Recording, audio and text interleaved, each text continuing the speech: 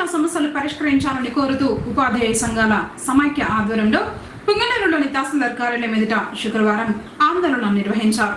PRC DA మంజూరు చేయాలని, CPS రద్దు చేయాలని డివిజన్ స్థాయి ఉపాధ్యాయ సంఘాల సమైక్య ప్రభుత్వాన్ని డిమాండ్ చేసింది. నూతన జాతీయ విద్యా విధానం ద్వారా వేలాది ఉపాధ్యాయుల పోస్టులు భర్తీ కాకుండా పోయే అవకాశం ఉందని వారు ఆందోళన వ్యక్తం చేశారు. ఎన్నికల సందర్భంగా చెప్పిన హామీని సీఎం నిలుపుకోవాలని కోరారు.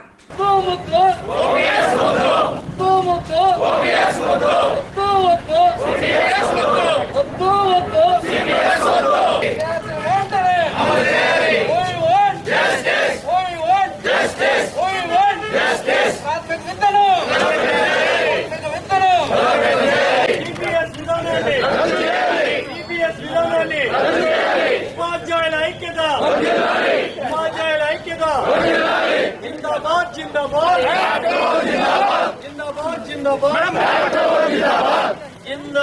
జిందాబాద్ జిందాబాద్ జిందాబాద్ జిందాబాద్ జిందాబాద్ జిందాబాద్ ఉపాధ్యాయుల ఐక్యత, సిపిఎస్ విధానాన్ని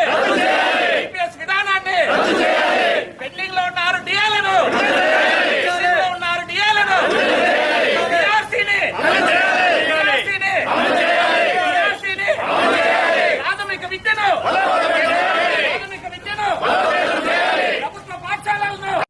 కార్యక్రమంలో అయూబ్ ఖాన్, రవి, హరికిషోర్, దీపారాణి, మురళి, భాస్కర్, మోహన్, జగన్మోహన్ రెడ్డి, బాబురెడ్డి, రమాదేవి, మధుబాబు, చెంగారెడ్డి, రెడ్డప్ప, గురుప్రసాద్, నాగేనాయక్, రమణ, సుబ్రహ్మణ్యం, ప్రభాకర, నరసింహులు, బుడ్డన్న, అనిల్, మనోహర్, మంజునాథ్, చంద్రశేఖర్ రెడ్డి, శంకర్ రెడ్డి తదితరులు పాల్గొన్నారు.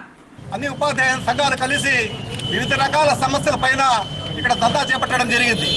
దాదాపు 2.5 సంవత్సరాల నుంచి వివిధ రకాల సమస్యలైన పిఆర్సీ, డిఏలు, అలాగే సిపిఎస్ ఈ సమస్యల పైన అనేక మార్లు పోరాటం జరిగింది.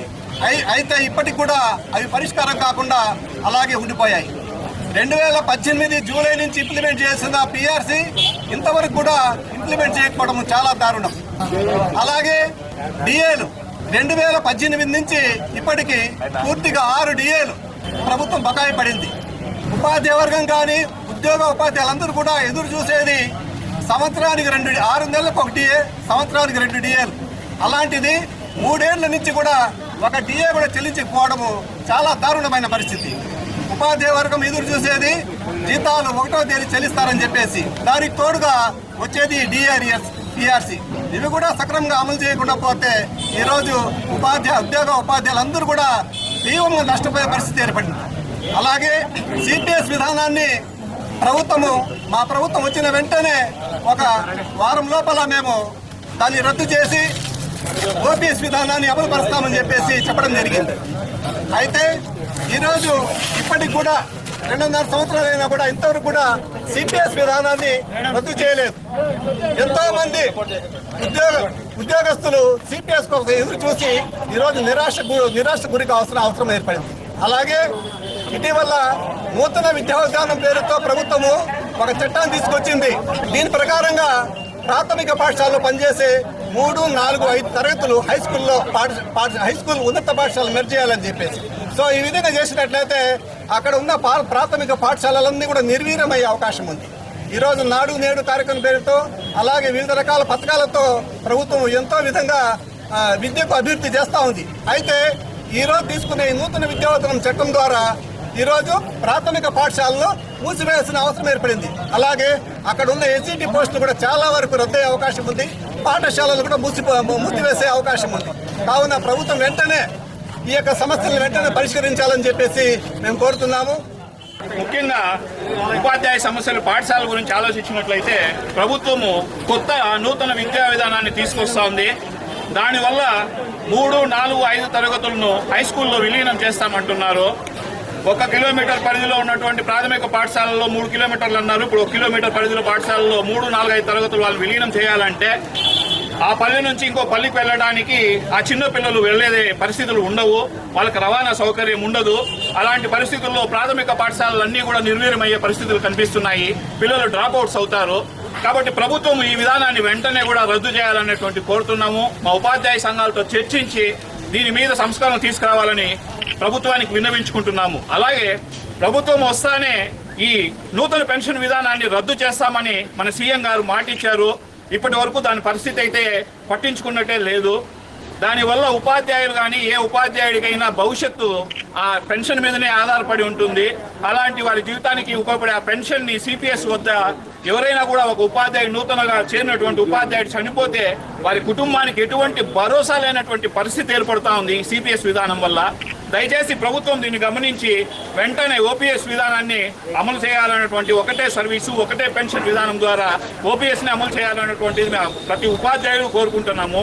2018 నుంచి మాకు రావాల్సినటువంటి డిఏ బకాయిలు దాదాపు 6 బకాయిలు ఏ ప్రభుత్వం పరిధిలోనూ ఇన్ని రోజులు ఇన్ని పెండింగ్ పెట్టలేదు. ఈ 6 డిఏ బకాయిలను కూడా వెంటనే విడుదల చేయాలనేటువంటిది కోరుకుంటున్నాము. మరొకటి పిఆర్సీని కూడా ఇప్పటికే చాలా కాలయాపన జరిగింది. దీని మీద కమిటీ వేస్తున్నారు కానీ దాన్ని అమలు చేసే పరిస్థితి కనిపించలేదు. కాబట్టి దయచేసి ప్రభుత్వం ఉపాధ్యాయులు కాదు అన్ని ఉద్యోగస్తుల సమస్యలను గుర్తించి ఇప్పుడు నేటి పరిస్థితులు గమనించి పిఆర్సీని వెంటనే అమలు చేయాలనేటువంటి కోరుకుంటూ ఈరోజు ఫ్యాప్టో తరపున అందరూ కూడా ధర్నా చేస్తున్నాము. ఫ్యాప్టో ఉపాధ్యాయ సమస్యలు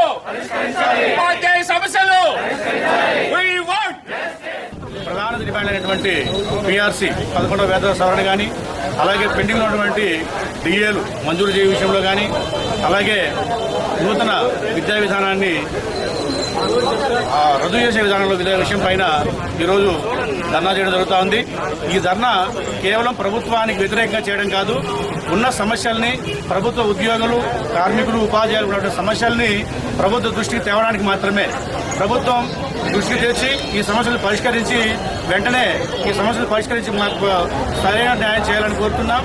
అలాగే ఉన్నటువంటి అందరూ కూడా ఉపాధ్యాయ సమయాలు కాకుండా రాష్ట్రంలో ఉన్నటువంటి అనేక డిపార్ట్మెంట్లో ఉండే ఉద్యోగులందరికీ కూడా నూతన పెన్షన్ విధానం వల్ల చాలా నష్టం జరుగుతూ ఉంది.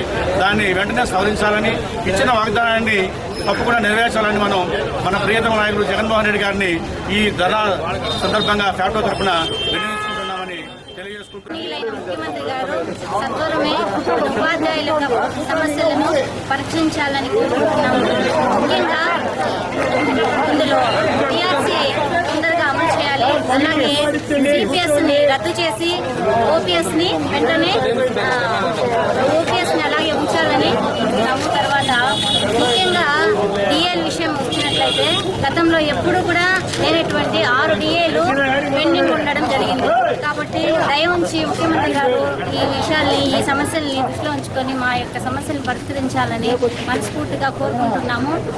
అలాగే జాతీయ విద్యా విధానం తీసుకుంటే ఇందులో భాగంగా 3, 4, 5 తరగతుల్ని ప్రైమరీ స్కూల్ నుంచి కూడా విలీనం చేస్తున్నారు. అది ఆ విధంగా చేయడం వల్ల పిల్లలు చాలా సమస్యలు ఎదుర్కొంటారు.